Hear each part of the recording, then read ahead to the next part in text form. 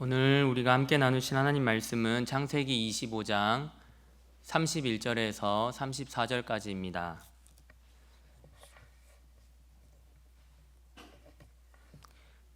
창세기 25장 31절에서 34절,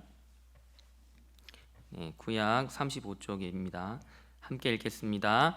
야곱이 이르되 형의 장자의 명분을 오늘 내게 팔라. 에서가 이르되 내가 죽게 되었으니 이 장자의 명분이 내게 무엇이 유익하리요. 야곱이 이르되 오늘 내게 맹세하라. 에서가 맹세하고 장자의 명분을 야곱에게 판지라. 야곱이 떡과 팥죽을 에서에게 주매 에서가 먹으며 마시고 일어나 갔으니 에서가 장자의 명분을 가볍게 여김이었더라. 아멘. 사랑하는 성도 여러분, 이런 말 들어보셨지요? 너 그거 엿받고 먹었니? 네, 아주 값진 것을 헐값에 넘기는 경우에 그렇게 또 질책 삼아서 또 얘기를 하곤 하죠. 그런데 이런 표현이 딱 어울리는 인물이 있습니다. 바로 에서입니다. 에서는 단순히 물건 하나를 헐값에 넘긴 것이 아니었죠. 장자의 명분, 하나님의 약속, 하나님께서 주시겠다고 하신 미래를 팥죽 한 그릇에 넘겨버렸습니다. 에서는 들에서 열심히 사냥하다가 돌아왔습니다. 많이 피곤하고 배도 고팠던 모양이에요. 성경의 표현을 보니까 죽을 만큼 배고팠던 것 같습니다. 그래서 마침 동생 야곱이 팥죽을 쓰고 있으니 그것을 내오라고 합니다. 그런데 야곱은 그 순간을 놓치지 않죠. 형, 장자권을 나한테 넘겨. 그러면 팥죽을 줄게. 에서가 이렇게 얘기하죠. 내가 죽게 되었으니 장자권이 무슨 유익이랴. 결국 팥죽 한 그릇에 장자권을 넘기고 맙니다. 그리고 성경은 이 사건을 이렇게 평가합니다. 34절 보십시오. 에서가 장자의 명분을 가볍게 여김이었더라. 배고픈 것이 문제가 아닙니다. 사람이 살다 보면 배고플 때가 있죠. 그런데 문제는 하나님의 약속을 너무 가볍게 여겼다라는 것입니다. 에서는 눈앞의 욕망 때문에 하나님의 약속, 하나님의 복을 없이 여겼습니다. 이 장자권은 단순히 다른 아들들보다 2배의 재산을 받는 그런 재산적인 복 이상의 의미가 있죠. 아브라함에게 약속하신 열방의 복이 될 것이다 하는 그런 약속, 그 복이 이어지는 복을 에서는 가볍게 여겼던 것입니다. 히브리서는 이런 판단을 한 에서를 향해서 망년된 자라고 부릅니다. 왜입니까? 영원한 것을 버리고 순간적인 것을 선택했기 때문입니다. 우리는 어떠한가요? 우리도 편안함 때문에 하나님과의 관계를 미루거나 혹은 당장 눈앞의 이익 때문에 정직을 포기하고 또 지금 당장의 감정이 좀 상했다고 해서 관계를 쉽게 깨트립니다. 지금 당장 직면한 경제적인 문제 때문에 하나님 나라의 가치를 포기하고 있지는 않느냐라는 것입니다. 과연 우리는 지금 무엇을 더 크게 보고 있습니까? 결과적으로 보면은요, 에서의 이러한 어리석은 결정으로 인해서 하나님께서 미리 약속하셨던 바가 이루어지는 것처럼 보입니다. 하나님은 야곱의 족속이 형 에서의 족속을 이길 것이라고 미리 예언하셨죠. 분명 야곱은 어머니로부터 그 이야기를 한 번쯤은 들었을 것입니다. 아니 그보다 더 많이 여러 번 들었을 수도 있겠지요. 잘 알고 있었을 것입니다. 하지만 야곱은 하나님의 방법, 하나님의 때를 신뢰하지는 못했던 것입니다. 야곱이 장자의 그 권리를, 가치를 알고 또 그것을 원한 것 자체는 문제가 아닙니다. 그건 잘못이 아니죠. 그러면 무엇이 문제입니까? 형의 약점을 이용한 것입니다. 하나님의 때를 기다리지 않았다는 것입니다. 옳은 것을 바랐지만 옳지 않은 방법으로 그것을 얻으려고 했다라는 것이 문제입니다. 이후에 야곱의 인생을 보면은요, 계속해서 고난을 겪게 됩니다. 속이는 자였지만 삼촌 라반으로부터 도리어 속임을 당하게 되고요, 오랜 시간 훈련을 받게 됩니다. 하나님은 그의 인생을 이렇게 다루시는 것을 보면은 야곱의 그런 잘못된 방식까지 인정하시진 않았다는 걸 알 수가 있습니다. 그의 인생을 다루시면서 그의 내면까지 하나님께서는 만지셨습니다. 가장 결정적인 장면이 바로 야복강에서 하나님과 씨름하는 장면이죠.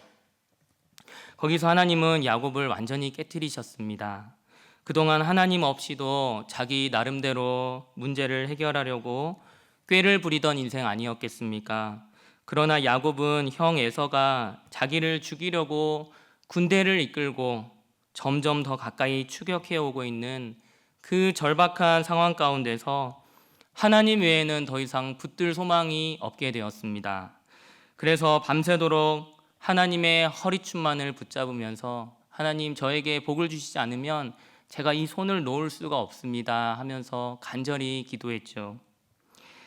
하나님은 그런 야곱의 환도뼈를 치셨습니다.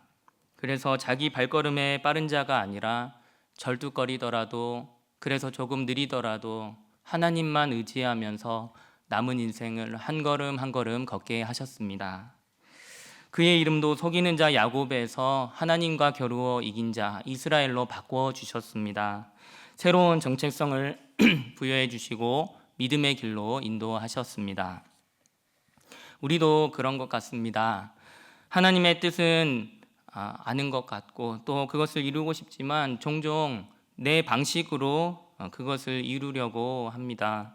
하나님의 때를 기다려야 하는 것은 알지만 기다리지 못하고 조급해하는 것이 또 우리의 모습 아니겠습니까?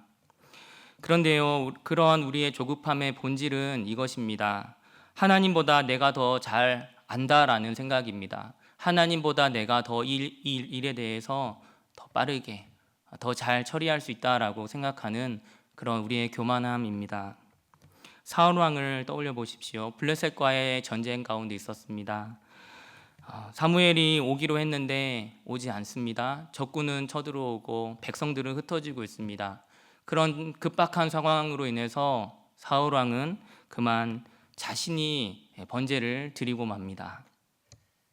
그것은 눈앞의 상황 때문에 하나님의 말씀보다, 하나님께서 세워주신 규칙보다 자신의 판단을 앞세운 죄였습니다. 이에 대해서 사무엘은 왕이 망령되이 행하였다라고 평가합니다. 에서를 향한 성경의 평가와 같지요. 그리고 왕의 나라가 길지 못할 것을 예고합니다.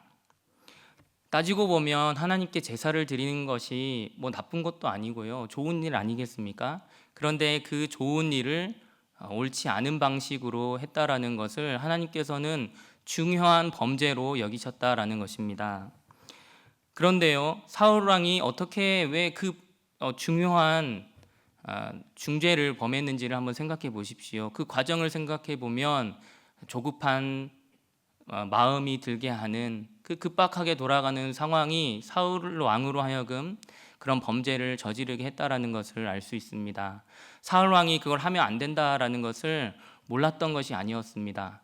그랬으니까, 알고 있었으니까 사무엘을 기다렸던 것이죠. 그런데 급박하게 돌아가는 그 상황 때문에 그의 마음은 조급함을 이기지 못했습니다. 그런 점에서 우리도 우리 마음을 조급하게 만드는 그런 상황 있지 않습니까? 그런 상황을 마주할 때마다 특별히 더 주의해야겠습니다. 내 마음이 괜히 조급해지고 상황이 급박하게 돌아가는 그럴 때일수록 마음의 중심을 잘 지켜야 하겠습니다. 그래서 이렇게 오늘 기도하면 좋겠습니다. 주님, 내 뜻이 아니라 주님의 방법, 주님의 때를 신뢰할 수 있도록 주님, 우리의 믿음을 도와주십시오. 우리가 이렇게 기도하면은요, 하나님께서 우리의 마음과 생각을 지켜주신다라고 약속을 하셨습니다. 빌립보서 4장 6절에서 7절 말씀을 함께 읽어보겠습니다. PPT 띄워주시고요. 시작. 아무것도 염려하지 말고 다만 모든 일에 기도와 간구로 너희 구할 것을 감사함으로 하나님께 아뢰라. 그리하면 모든 지각에 뛰어난 하나님의 평강이 그리스도 예수 안에서 너희 마음과 생각을 지키시리라. 아멘. 기도하면 하나님께서는 우리의 마음과 생각을 지켜주십니다. 조급한 마음이 들 때 기도하면 하나님의 평강이 우리의 마음을 지켜주십니다. 그런데요, 오늘 본문을 통해서 우리가 또 한 가지 기억할 것은 하나님은 우리의 실패 속에서도 약속하신 바를 신실하게 이루어 가시는 분이라는 점입니다. 이 사건이 일어나기도 전에 이미 하나님은 이 일들이 어떻게 이루어질지를 다 알고 계셨지요. 큰 자가 어린 자를 섬기리라. 로마서는 이에 대해서 이렇게 설명합니다. 그 자식들이 아직 나지도 아니하고 무슨 선이나 악을 행하지 아니한 때에 택하심을 따라 되는 하나님의 뜻이 행위로 말미암지 않고 오직 부르시는 이로 말미암아 서게 하려 하사. 하나님의 약속은, 또 하나님께서 우리에게 베푸시는 복은 우리의 신실함 때문이 아니라, 혹은 또 반대로 우리의 어떤 연약함 때문에 흔들리는 것이 아니라 하나님의 신실하심으로 온전히 이루어진다라는 것입니다. 이것은 우리에게 큰 위로입니다. 우리는 에서처럼 어리석죠. 야곱처럼 조급합니다. 그런데도 하나님은 우리를 포기치 않으시고 약속을 이루어 가십니다. 하나님은 우리의 실패 중에서도 우리를 빚어 가십니다. 그래서 중요한 것은 실수하지 않는 것이 아니라 하나님께 언제든지 즉시로 다시 돌이키는 것입니다.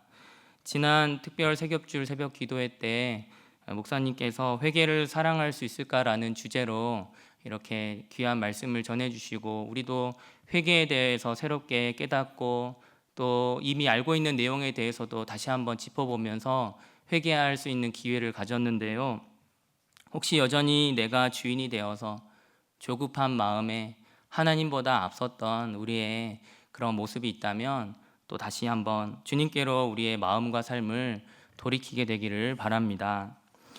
에서는 실패했고 야곱도 완전하지 않았고요. 사울도 무너졌습니다. 인간은 그 누구도 완벽하지 않습니다. 우리도 눈앞의 것 때문에 하나님의 약속을 쉽게 놓쳐버리고 하나님의 뜻을 안다고 원한다라고 고백하면서도 하나님의 방법은 기다리지 못합니다. 그런 우리를 위해서 하나님께서는 완전하신 분을 보내셨습니다. 바로 우리 주 예수 그리스도이십니다. 예수님은요, 예서보다 훨씬 배고프셨습니다. 40일간 금식을 하셨으니까요. 그런데도 시험을 이기셨습니다. 고통 속에서도 하나님의 뜻을 선택하셨습니다. 십자가 앞에서도 자신의 뜻이 아니라 아버지의 뜻을 따르셨습니다.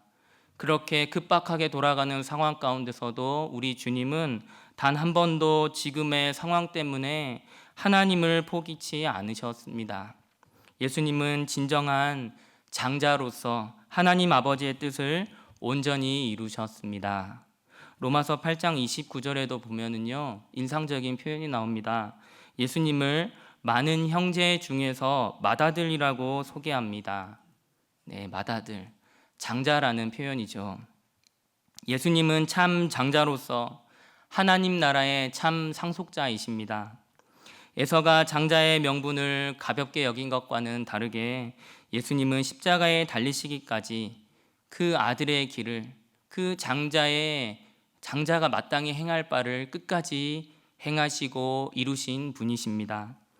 그리고 장자의 명분을 받을 자격이 전혀 없는 우리들을 하나님의 양자로, 하나님의 사랑하시는 아들로, 딸로 삼아 주시고요, 우리도 하나님 나라의 상속자가 되게 하셨습니다. 그러므로 이제 우리도 나는 오늘도 팥죽을 선택할 것인가, 하나님의 약속과 복을 믿음으로 선택할 것인가 하는 이 질문 앞에서 우리 자신을 정직하게 돌아보고요, 여전히 우리를 도우시는 예수님의 그 사랑과 은혜를 붙들며 나아가기를 원합니다. 팥죽과 배고픔은 여전히 우리를 조급하게 만들 것입니다. 더 쉬운 길, 더 빠른 방법, 더 눈에 보이는 결과를 택하라고 우리를 재촉합니다. 그러나 그런 것들은요, 금방 사라지고 맙니다. 영원한 가치가 아닙니다. 하지만 하나님 하나님 나라의 복과 그 가치는 다릅니다. 지금은 보이지 않지만, 지금은 답답하고 이루어지지 않는 것 같지만 반드시 이루어질 미래입니다. 믿음은 보이는 것을 내려놓고 당장에 보이진 않지만 확실한 약속을 선택하는 것입니다. 말씀을 맺습니다. 오늘 주신 말씀을 붙들고요, 기억하면서 이렇게 기도하면 좋겠습니다. 주님, 저는 자주 눈앞에 팥죽을 선택하던 그런 연약한 사람입니다. 그러나 이제는 주님의 약속을 붙들 수 있도록 도와주십시오. 하나님의 방법을 구하고 기다리기보다 조급한 마음에 제 방식대로 일을 그르치곤 했습니다. 그러나 이제라도 주님의 방법을 따르고 기다릴 수 있는 겸손한 믿음을 주옵소서. 포기치 않으시는 주님의 십자가 사랑으로 실패한 우리를 다시금 회복시켜 주십시오.